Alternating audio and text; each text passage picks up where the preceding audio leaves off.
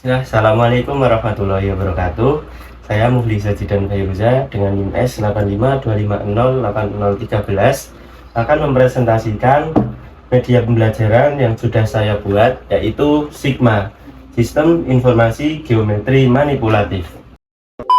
Oke, sebelum kita membahas media lebih lanjut, di sini saya mau menyinggung sedikit terkait materi dari media yang akan kita bahas, yaitu luas dan keliling bangun datar, agar nantinya teman-teman bisa terlebih dahulu materi ini tuh seperti apa.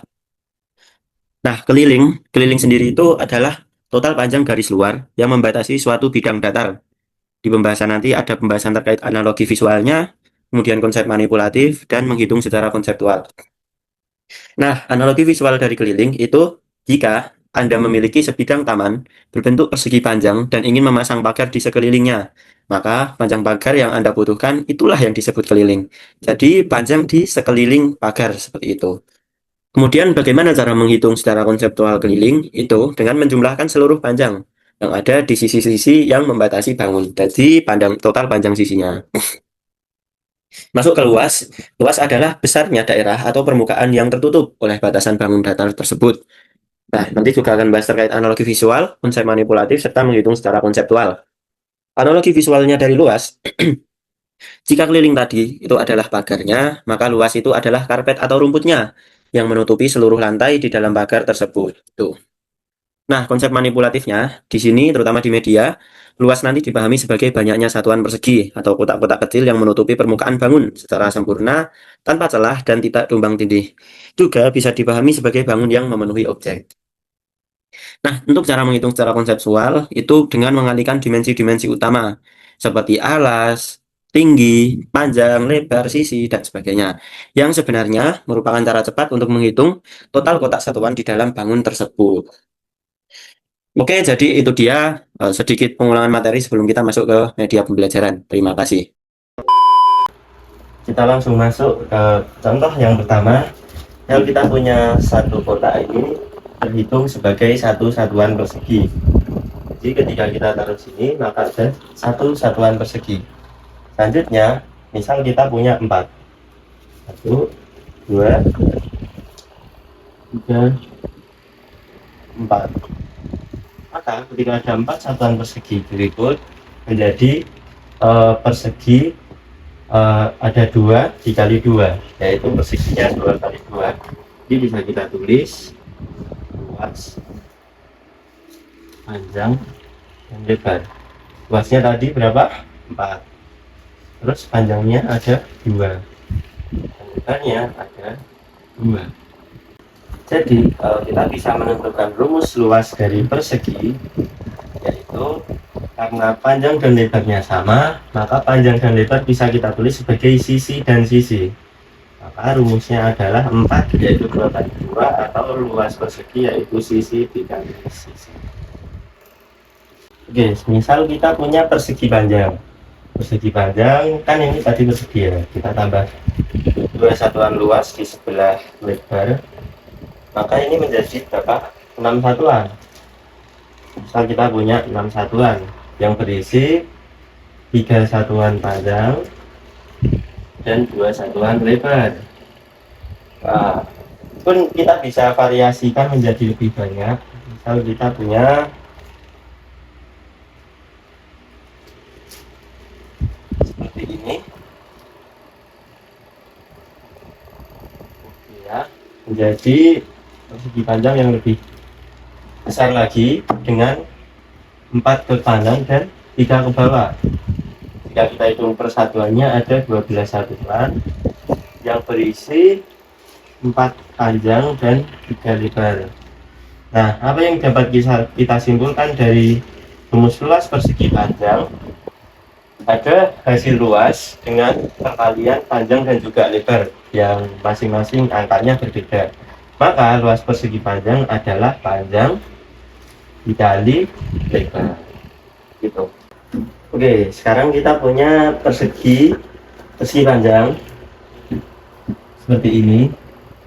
Nah, coba kita ingat lagi tadi rumus luas persegi panjang apa, anak-anak? Itu Luas persegi panjang adalah panjang dikali lebar. Nah, di sini kita bisa mengganti bahwa yang bawah itu sebagai alas, yang lebar itu sebagai tinggi, atau kita bisa tulis luas persegi panjangnya yaitu alas kali tinggi. Nah, setelah kita ketahui bahwa luas dari persegi panjang itu adalah alas kali tinggi, kita coba bedah masing-masing bahwa ternyata luas dari segitiga ini tuh kongruen atau ukurannya sama. Karena segitiganya kongruen, ketika kita belah dan membentuk persegi panjang, maka kita dapati bahwasanya luas dari segitiga adalah setengah dikali luas dari persegi panjang. Nah, apa luas dari persegi panjang tadi? Luas persegi panjang adalah alas kali tinggi. Maka bisa kita simpulkan dari pencarian luas persegi panjang, kita dapat luas segitiga yaitu apa? Luas segitiga adalah setengah dikali alas dikali tinggi. Oke, sekarang kita coba cari rumus luas dari trapesium.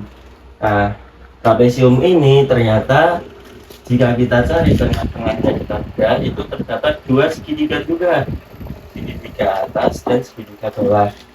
Jadi luas trapesium bisa kita tulis sebagai luas segitiga 1 ditambah luas segitiga 2. Nah, semisal di segitiga pertama ini saya tuliskan alasnya yaitu A, kemudian tingginya T seperti biasa. Kemudian segitiga yang kedua saya tulis alasnya itu B, tingginya juga T. Nah, kita kembali ke rumus luas segitiga yang tadi, apa? Setengah dikali alas dikali tinggi. Nah, kita sudah menemukan A-nya ini alasnya A, kemudian ditambah alas satunya lagi yang B yaitu setengah dikali alas B dikali tinggi.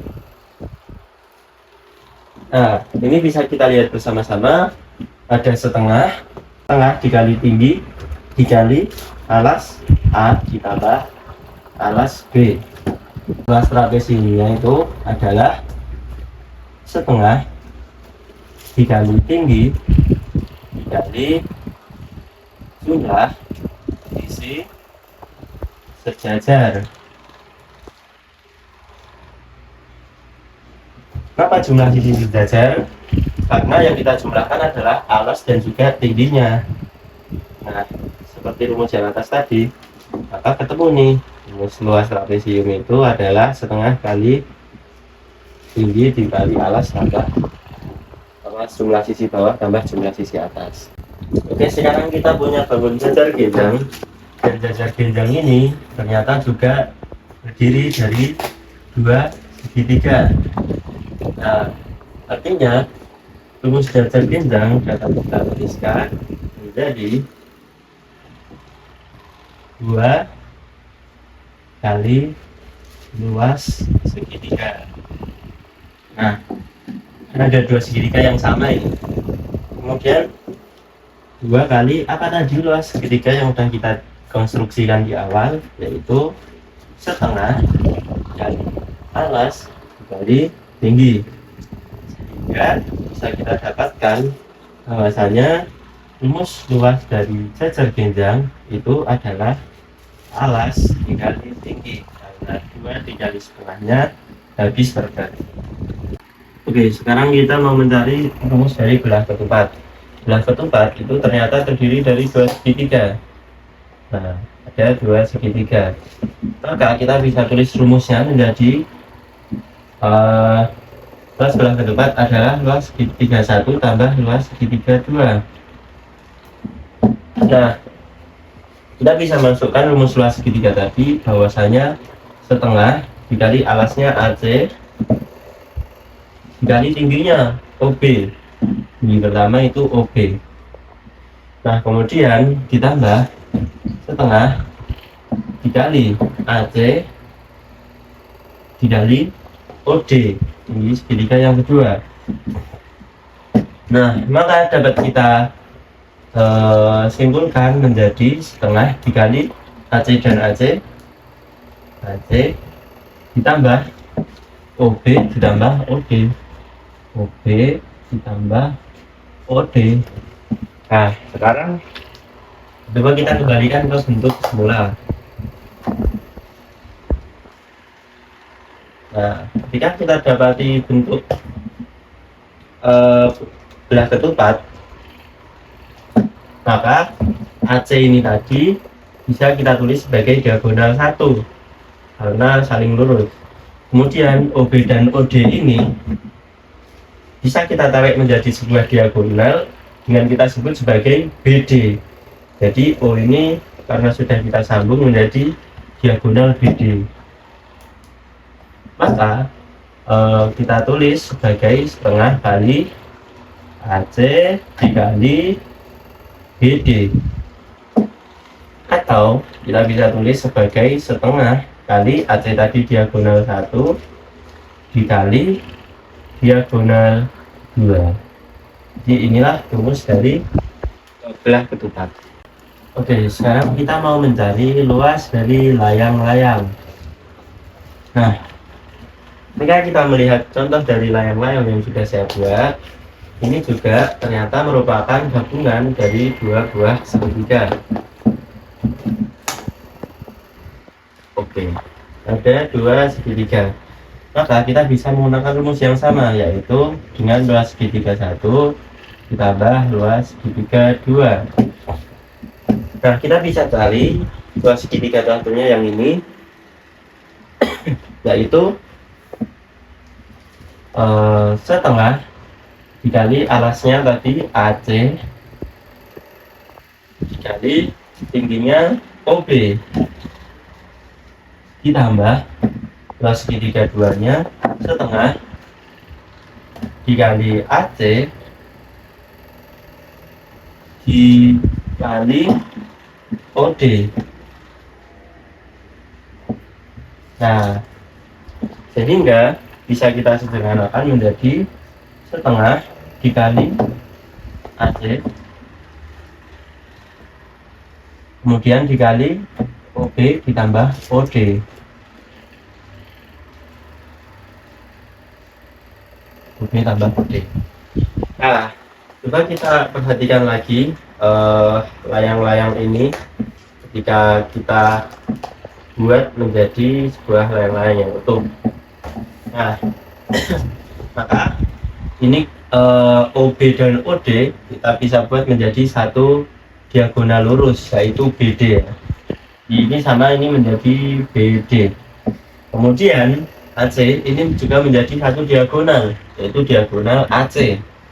Nah, ketika kita sudah menemukan dua diagonal, maka kita bisa masukkan rumus akhir dari sebuah layang-layang, yaitu setengah dikali AC dikali BD, atau setengah dikali diagonal 1 dikali diagonal 2. Oke, jadi itu adalah pembedahan dari rumus luas layang-layang.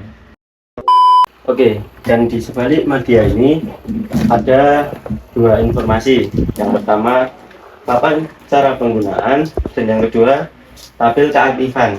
Nah, cara penggunaan ini bertujuan agar nanti siswa ketika ingin menggunakan sendiri itu tidak perlu ada bantuan dari guru. Jadi sudah ada beberapa tahapan-tahapan penggunaan, seperti tahapan observasi atau mengenali ciri-cirinya, kemudian tahap eksplorasi dengan membongkar pasang bangun tadi, kemudian tahap pembuktian dengan menuliskan rumus-rumus yang didapat, dan tahap pembersihan untuk menetralisir papan ini tadi. Nah, untuk tabel keaktifan ini ada aktivitas dan juga gambar dan nama bangun datarnya, kemudian ada pencarian berapa kiranya ciri-cirinya, ada yang sisi yang berhadapan, ukuran sisi yang sama, keempat sisinya yang sama panjang berapa, dan sebagainya. Kemudian yang paling akhir itu ada keliling yang harus ditulis secara rumusnya apa yang dapat dari hasil media tadi, dan juga luas dan rumus luasnya tadi apa yang didapat.